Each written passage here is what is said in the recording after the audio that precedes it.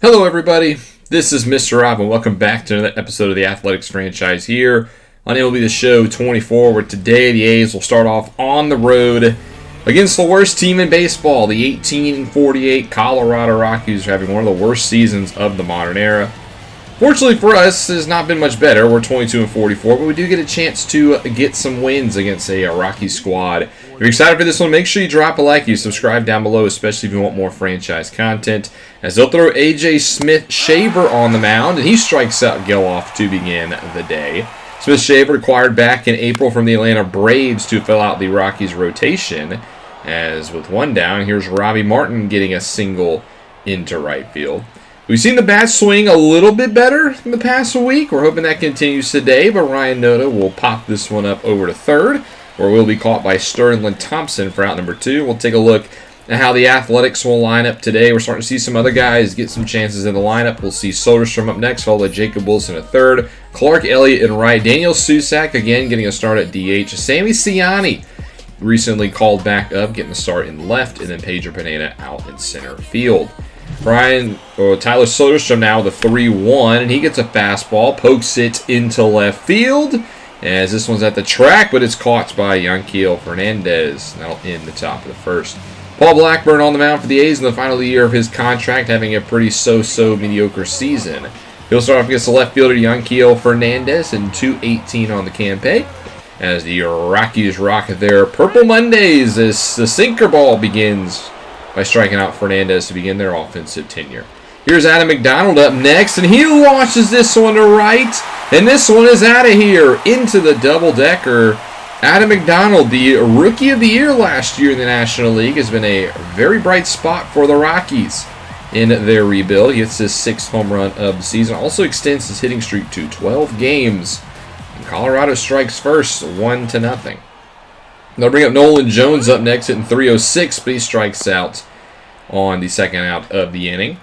They'll bring up Colt Keith playing second base, and he pops up into left, where it will be caught, it looks like, by Ciani, even though this one gets all the way back to the track.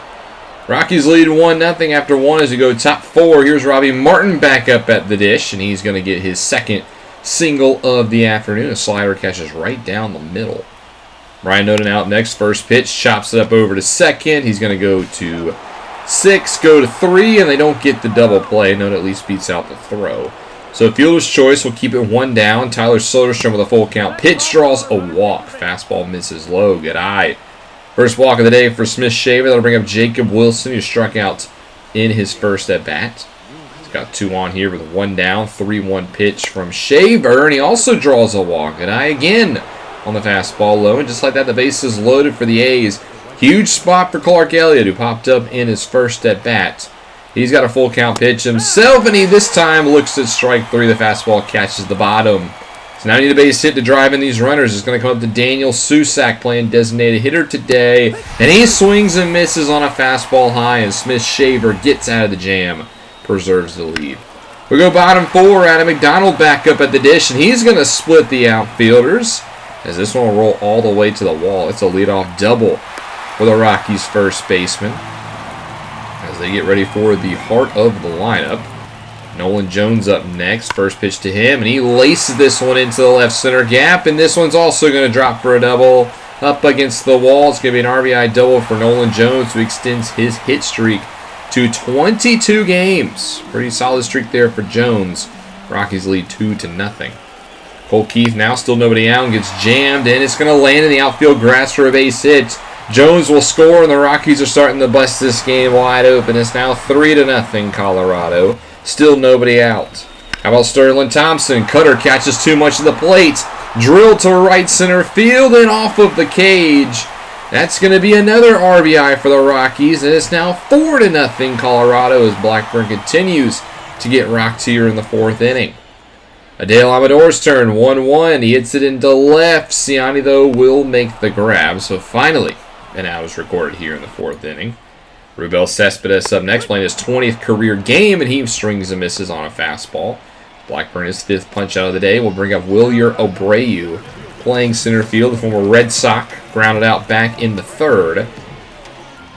0-1 pitch to him, and he'll hit this one into right, where it looks like it will be caught by Elliott, but the Rockies get 3 in the 4th They extend their lead now 4-0. Stay with the Rockies, bottom 5 with 2 down. How about Adam McDonald again? Catches a sinker off the bat into left field and out of here. Second home run of the evening for Adam McDonald, and the Rockies add one more. This kid's a superstar, man. He's not even 20 years old yet. So he's already won Rookie of the Year. And he looks like the face of this offense. I know it's been a down period for Colorado. There are some building blocks here. 5-0 now as we go top 6 with Tyler Soderstrom leading off, and he gets a piece of a fastball. He hits it to right center, and it clears the wall. So finally the A's are going to get on the board thanks to a solo Soder pop. His 7th home run of the season, now a team high, by the way. I know it's not a lot, but nonetheless, it's the state of our power this season, as it's now 5-1 Colorado. That'll also do it for Smith Shaver. He would then be pulled in favor of the former Texas Ranger Cody Bradford, as the lefty will step in as he has a Jacob Wilson up first, and he strikes him out on the fastball away. Lefty now for Clark Elliott, full count pitch, and he looks at ball 4, so the right fielder will reach first base. That'll bring up Daniel Susac, hitless on the day. He also has a full count pitch, and he takes a fastball, and he's going to put it into the gap, and this is going to be trouble. Good piece of hitting from Susac. Elliott's already rounding third. This is going to be an RBI double for Susac. The Athletics get a second one this inning. It's now 5-2. Don't count the A's out just yet. Sammy Ciani's turn, 1-0, inside out swing on a slider. It's popped up into left. Fernandez doesn't have any problems with this. Now it's 2 down. 9-hole today is Pedro Pineda, who does have a hit today and unfortunately won't get a second. He grounds out to Colt Keith, but the A's cut it within 3. As we go into the bottom of the 6th now, Mason Miller out of the pen for the Athletics, as he'll be tasked with getting it through the 6th inning. His first batter is Colt Keith. On the first pitch, it's low. And on the first pitch, Mason Miller actually hurts his back, so he's going to have to come out of the game after 1 pitch. And with nobody warm in the bullpen, we're going to turn it to the long reliever, Luis Medina, who's been a disaster this season. But this is what you need a long reliever for, in case you need a guy out of no warm-up. Well, he starts by walking Colt Keith. Sterling Thompson up next, gets a hanging curveball, but he rips it right at Sammy Ciani. It's going to be allowed out number 1. How about a Dale Amador? 0-1, chopper to first. Noda's going to try to go to second. Back to Noda, and it's a 3-6-3 double play, and Medina gets through the inning, no problem. Orion Kerkering will come in later for the Rockies, making his 11th appearance of the season. He's been very good for Colorado, the flame-throwing right-hander. He gets the 8th inning, starting off with Jacob Wilson, who gets a high slurve. And he will poke it into right field for a base hit. It drops in front of the right fielder Jones, and it's a leadoff single. Clark Elliott now 2-2. Sinker down the middle, rips it to left, but it's going to be caught by Fernandez. And that's the first out of the 8th. Daniel Susak's turn at an RBI double in his last at-bat. Checks his swing here, and they say he went around, so that's going to be strike 3 in the second out of the 8th inning. Ciani now with the first pitch up. He gets a slurve, and he pops it up into left center. And the A's won't get anything in the 8th, which means they'll go to the 9th, and they're going to bring in their closer. And despite the Rockies being a really bad team, they have a really good closer. 2-time reliever of the year, Devin Williams out of the pen for the Rockies, an all-star last year for the 3rd time. 2020 NL Rookie of the Year. He is a good closer on a very bad team, so it'll be interesting to see what his future looks like in the coming months. He gets Pedro Pineda to fly out to left field to begin the 9th. Top of the lineup, Zach Geloff, who does have a hit today, looking for a second here as he hits it to right center. But it hangs enough for Jones to catch it, which means we're fine down to our final outs. It's going to be Robbie Martin, 2 for 3 on the day, and he does make it 3 for 4. 3 singles for Martin, and the inning in the game stays alive. Canoda keep it going, 3-2. He swings on the cutter low, and that's going to do it. The Rockies will take game 1 of this 3-game set in Colorado by a final score of 5-2. Unfortunate performance for the A's. You know, I would like to sweep the Rockies considering they're 18-48, but we lose game number 1. Hopefully we can bounce back and win this series because we could really use a winning series. We have not had that in almost a month. Nonetheless, Rockies win game 1. Smith Shaver gets the win. Blackburn the loss thanks to his disastrous 4th. And Adam McDonald is your player of the game with a 2-home run day, leading Colorado to victory. Going into game 2, we do win 4-2. Jacob Wilson had a 3 RBI double. And Jared Jones went pretty solid in this outing, getting his first win as an Athletic. Your Tuesday game of the week was a Subway Series. The Mets blank the Yankees. It has not been the best year for the Metropolitans, but they get a nice win over the Yankees, who currently do lead the AL East. Game 3, we dropped 3-2 in 11 innings, as Pedro Pineda, though, does hit his first career home run, but against Tony Santillan blows his third game of the season. It's been a disastrous year for the all-star closer just a year ago. So the second half of this episode will return home, and after losing a series against Colorado, the worst team in baseball, we now face the best team in the American League, the 41-27 Minnesota Twins at Sutter Health Park. Although the Twins are the best team in the AL, they're actually the last team that we own a series win against. Back from May 7th to May 9th, we had a 3-game set in Minnesota, and we won 2 out of those 3, scoring 27 runs in 3 games. Now, I doubt the way our offense stands currently, that's going to happen again, but hopefully we can get a couple of games taken away from Minnesota, potentially have lightning strike twice. JP Sears is on the mound. Austin Martin in the midst of a 12-game hit streak is on first for the Twins, and he'll start this game by taking a loud liner out to right that will be caught by Elliott.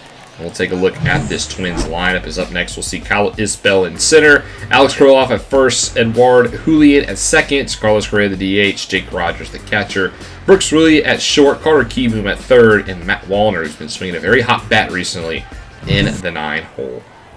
Here's Isbell up next, the former Kansas City Royal, who lifts this one to right center, and it's going to drop and bounce over the wall.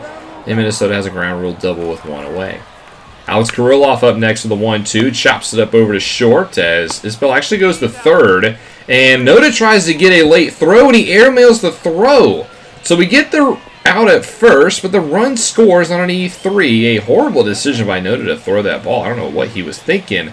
And because of that, the Twins lead 1-0. Julian then flies out to right, which will end the inning, but the A's already in a hole, as they'll take on Mariano Flores, an international free agent signing a couple years ago from the Padres out of Cuba, who was acquired in the offseason in the Alex Verdugo trade. Zach Geloff leads off against Flores as he begins the day chopping a fastball over to third, which will be played by Kieboom for the first out of the day. And we'll take a look at the A's lineup. A little bit of a different order. It's the same guys, but we do see Eddie Rosario getting the start in left field today. So instead of going with Ciani, it is Eddie getting himself a start. As you can see, at 299 OBP is 14th in the AL. We just needed somebody to start hitting the ball. Roddy Martin's done a pretty decent job of that in the Rockies series, but right here he looks at strike 3 on a fastball away. So quickly 2 down for Noto. He's gotten his average up to 230, but he gets underneath the fastball here, and it's a 1-2-3 inning for Mariano Flores. Go top 3, here's Matt Wallner, who's been hot, and he strikes out on a slurve as JP Sears starts to settle into his ball game. After getting his first strikeout, that'll bring up Austin Martin, who we saw fly out to right to begin the festivities. First pitch to the left fielder, and he hits it into right field, and this time it will touch grass, and that's going to be a single for Martin, and his hit streak will extend to 13 games. It's a pretty solid accomplishment for the Twins left fielder. So he sits on first base. Kyle Isbell up next with a 1-1, and Martin actually tries to take 2, but an excellent throw from Soderstrom gets him. An absolute dime was needed, and a dime was delivered. And with 2 down now, Isbell does single into center, so Martin maybe did not need to take a swipe at second. There's a runner on now for Alex Kirilloff, who gets underneath this pitch, and it will be a scoreless third for the Twins. Now we head to the A's offense, bottom 5. They've yet to put anything together. Here's Susac up, and he's going to single into right field. And despite the low average from Susac, he's trying to get that thing up. That's another base hit, and a leadoff one at that. Going to bring up Rosario in the 8-hole today, who's really cooled down after a solid start to the season. He gets a fastball down the middle, and it will drop into the grass. That's back-to-back singles for the A's. It seems like something's starting to get moving. Need Pedro Pineda to keep it up. He grounds this one up over to third, and a wild throw sends it into the outfield. And instead of a double play, a run will score and tie it. So both teams give up an earned run on an error. This time was an E5 on Kieboom. And more importantly for the A's, runners are on the corners, and there's still nobody out. Big spot here for Geloff, who's down 0-2, and he takes a curveball up the middle. It will be caught by Isbell, but the runner will be sent home. Susac play at the plate. Rosario, and he does score. So the A's will take their first lead of the day. It's 2-1 Athletics. Robbie Martin now up next, and another Martin base hit. He's starting to swing a hot bat. Runner on first, heads to third, and now you got him on the corners with one down. Noted the opportunity to bring in this runner, fouls this one up over to left. Martin gives chase, and he will make the grab in foul territory deep, and it allows the runner to score. So, was that the right decision? I mean, he could have let that one drop and made it foul. Nonetheless, it's 3-1 Athletics. The Soderstrom turns on a curveball and hits it well to deep right center. This one at the track, but it's going to be caught by Isbell. But the A's take the lead 3-1 as we go deeper into this one after a solid start from Sears. It's Abner Uribe who comes in out of the pen, who's not had a good May-June months. He's tasked with the seventh, and he begins by getting Wallner to ground out to Geloff. What a play by Zach flashing the leather. Hopefully that's the confidence Uribe needs to get back in his pitches, but unfortunately here, Austin Martin will drop this one into the outfield grass, and that's going to be a one-out single. Isbell now the batter. Martin's going to try to take off again, and this time Soderstrom won't get him, so Martin does successfully swipe second, his sixth stolen base of this season, and then he also tries to swipe third, and he gets it. So aggressiveness out of Martin pays off, and now the runner's only 90 feet away. Isbell up next will chop this over to short. Martin will make the play, but thanks to the base running, a run will score, and the A's are only up by one now. And that'll do it for Uribe. Zach Jackson in to try to get the final out of the inning. Uribe has not had the highest of confidence recently, so we don't want to over-push him. Jackson's only tasked with getting one out, but he starts by giving up a single to Alex Kirilloff, so inning is not over yet. Julian up next, first pitch to him, and he also singles. Okay. Getting ourselves into some trouble here. There's now two on with two outs. Can Carlos Correa do any more damage? 3-1. He draws a walk, and Jackson has loaded the bases. Just needs one out. He's going to make it as hard as possible. Jake Rogers up next. Blasts this one to deep left field. Rosario back, but it will die out. And Jackson made that scary, but the A's hold on to a 3-2 lead. Zach Kent, the rookie 29-year-old from VMI, where my brother actually went to school, is out of the pen for the Twins, making his 15th appearance of the season. He'll start with Rosario, and he'll strike him out with a nice slider. One down now for Pedro Pineda. 3-1 pitch, and he hits this one up over to third, and it gets by the glove of Kieboom into left field. It's a nice base hit for Pineda as the lineup does turn over for Zach Geloff. Pineda's running on this pitch, and Geloff rips it into right center as this one's going to be back, but it will be caught. So the hit and run does not work, but Pineda has enough time to retreat to first. Two down now for Robbie Martin, who gets jammed, and he will fly out to right field. As it's now 3-2 A's as we go into the eighth. Joe Barlow tasked with being the setup man. He has been excellent this season, has yet to allow a one earned run. He has a .71 ERA. Brooks Lee starts off, and he grounds out to third. Easy play for Wilson. A-hole hitter Carter Kieboom up next, and he chops this one up over the middle. This time, Geloff can't get to it. And the former Kansas City Royal will be on first base as the tying run. Wallner up next, hitless today, busts his bat. Wilson avoids it, goes to second as Elise gets the lead runner on the fielder's choice. Now first two outs for Austin Martin. He chops it up the middle, and Geloff will get to it. So that will end the eighth. We'll head to the ninth. Tony Santillan with a chance to close it down. Only 10 for 13 this season as a closer. .698 ERA. Those are not good numbers at all. We're hoping he can get just 3 outs and send us home happy. Kyle Isbell is first, and he grounds out to Robbie Martin. One down now for Alex Kirilloff. 1-2. He gets a fastball, but he gets a little underneath it. And this game will come down to Edward Julian for the Twins. 1-2 pitch to the second baseman. He chops it over to Martin, who makes the play, and he makes the out. And the Athletics do win this game by a final score of 3-2. So they couldn't win the series against the Rockies, the worst team in baseball. But they're able to take the first game from the Twins, the best team in the American League. That's just sometimes how the game of baseball works. A's had 3 runs on 7 hits, 1 error, while the Twins had 2 runs on 10 hits, 1 error themselves. Sears gets his 4th win of the season. Flores gets the loss, and Santillan gets the save. As your player of the game does go to J.P. Sears. 6 innings of 1 earned run ball. So we win game 1, which is nice, as we go into game number 2, and we win that one as well, 6-5. Eddie Rosario hit the game-winning hit in the 11th, and again we take the series from the Twins. Do we have the number of Minnesota? It's such a random team to be good against. Saturday baseball means a couple of games to highlight. The Giants up first beat the White Sox, and two teams that are in different paths. The Giants trying to contend in the NL, while the White Sox seem to be entering a rebuilding phase. And then your Saturday night baseball game is the Phillies beating the Marlins 8-1. Kind of the same thing as we just saw in the Giants-White Sox game. Phillies contending in the NL East, while the Marlins look to be heading towards another rebuild.